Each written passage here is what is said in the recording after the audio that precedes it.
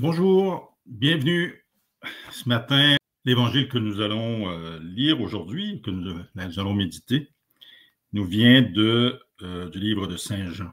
On va voir à travers cet évangile que Jésus est celui qui est envoyé. Prenons le temps de lire tous ensemble et de bien comprendre.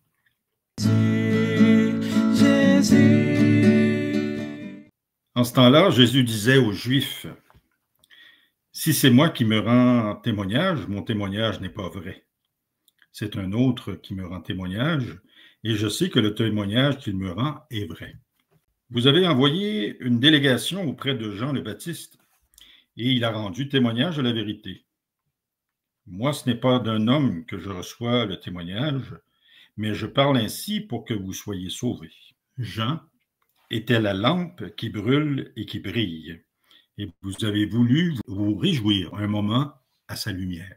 Mais j'ai pour moi un témoignage plus grand que celui de Jean. Ce sont les œuvres que le Père m'a donné d'accomplir. Les œuvres même que je fais témoignent que le Père m'a envoyé. Et le Père qui m'a envoyé, lui, m'a rendu témoignage. Vous n'avez jamais entendu sa voix, vous n'avez jamais vu sa face, et vous ne laissez pas sa parole demeurer en vous, puisque vous ne croyez pas en celui que le Père a envoyé. Vous scrutez les Écritures parce que vous pensez y trouver la vie éternelle. Or, ce sont les Écritures. Et ce sont les Écritures qui me rendent témoignage. Et vous ne voulez pas venir à moi pour avoir la vie. La gloire, je ne la reçois pas des hommes. D'ailleurs, je vous connais. Vous n'avez pas en vous l'amour de Dieu. Moi, je suis venu au nom de mon Père, et vous ne me recevez pas. Qu'un autre vienne en son propre nom, celui-là, vous le recevrez. Comment pourriez-vous croire, vous qui recevez votre gloire les uns des autres, et qui ne cherchez pas la gloire qui vient du Dieu unique? Ne pensez pas que c'est moi qui vous accuserai devant le Père. Votre accusateur, c'est Moïse, en qui vous avez mis votre espérance. Si vous croyez Moïse, vous ne me croyez aussi, car c'est à mon sujet qu'il a écrit. Mais si vous ne croyez pas ces écrits, comment croiriez-vous à mes paroles? Acclamons cette parole de Dieu.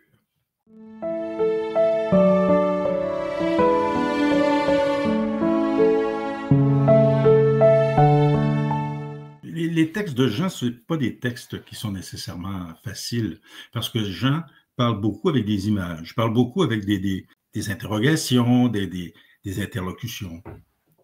Mais le texte qu'on vient de lire, dans le fond, ce qu'il faut comprendre, c'est que ce que Jésus explique à ceux qui l'écoutent, c'est que tout converge vers lui.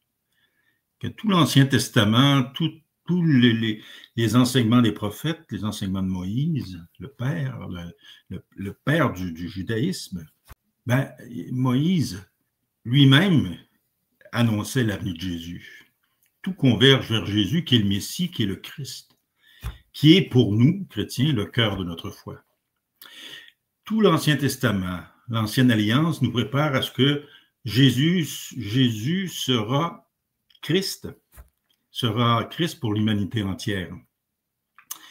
Dans ce texte, comme je disais, Jésus ne minimise pas les prophètes comme Moïse ou comme Jean le Baptiste.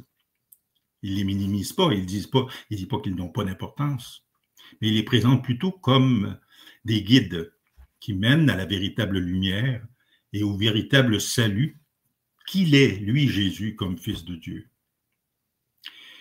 Et puis il met alors ses auditeurs en garde.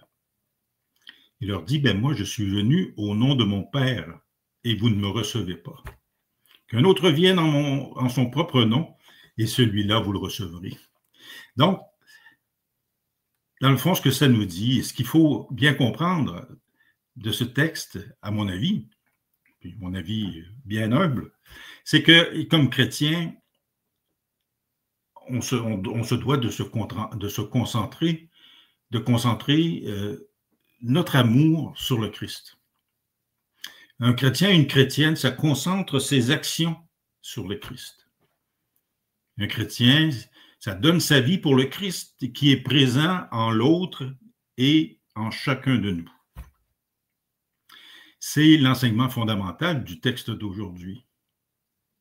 Jésus vient dire à ceux qui l'écoutent, vous avez reçu l'enseignement des prophètes, vous attendez le Messie, ben, vous n'avez qu'à regarder les œuvres que mon Père me permet d'accomplir.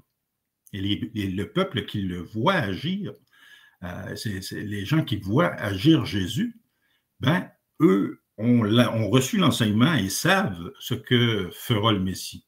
Quels seront les signes de la venue du Messie.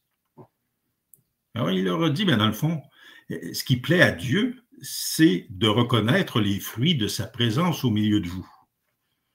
Alors, Jésus, ben, les aveugles voient, les sourds entendent, les boiteux marchent, les morts ressuscitent.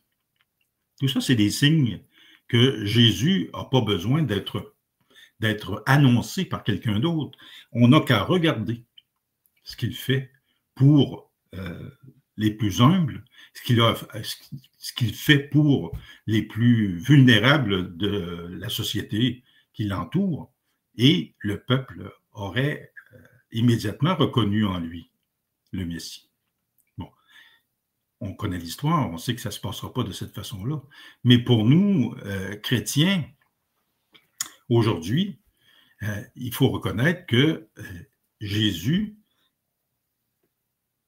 est le Messie. C'est le fondement même de notre foi. Jésus est Christ. Donc, et à travers cette dimension christique, ben, il est le Messie, il est l'agneau qui se livre une fois pour toutes. Hein, on sait que dans le temple, on sacrifiait des agneaux pour plaire à Dieu. Ben, Jésus va à travers ses actes, montrer qu'il est le Messie, va se dire, ben, reconnaissez les actes et voyez que je suis l'envoyé du Père. Et par l'ultime sacrifice de sa vie sur la croix, et le texte dit, parce qu'il n'est pas ce texte-là, mais dans le texte de l'Évangile, on lit quelque part qu'on dit, il n'a pas retenu le rang qui l'égalait à Dieu.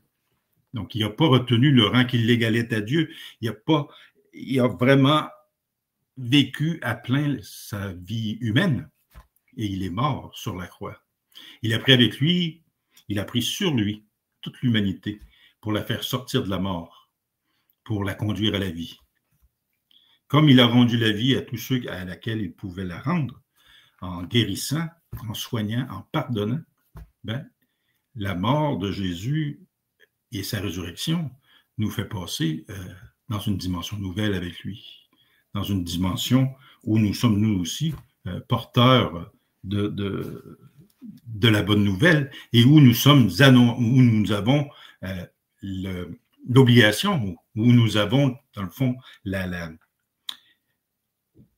la tâche et le devoir, comme chrétiens, d'être à l'image de Jésus et de rechercher autour de nous ceux et celles qui ont le plus besoin.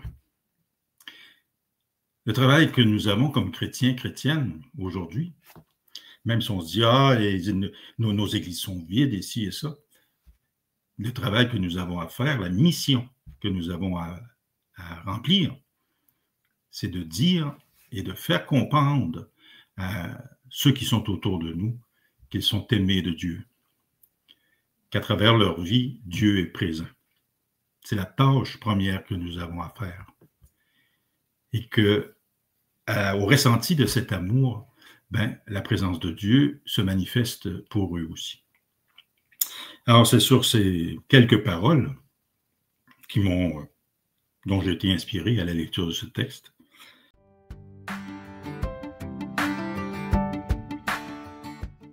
Que je demandais au Seigneur d'apporter sur vous sa bénédiction, d'apporter sur vous tous les bienfaits dont vous avez besoin. Nous allons entrer en fin de semaine, c'est le 5e dimanche du Carême, donc là, on s'en va vers les jours saints, qui vont nous rappeler la dernière étape de la vie de Jésus et surtout sa résurrection. Demandez au Seigneur de vous apporter tout ce dont vous avez besoin, toutes les bontés dont vous avez besoin, pour qu'à travers ces jours saints, nous soyons tous et toutes véritables témoins du Christ ressuscité et vivant parmi nous, qui aime avec son cœur toute l'humanité. Alors que le Seigneur vous bénisse, le Père, le Fils, le Saint-Esprit. Amen. Je vous dis à la prochaine.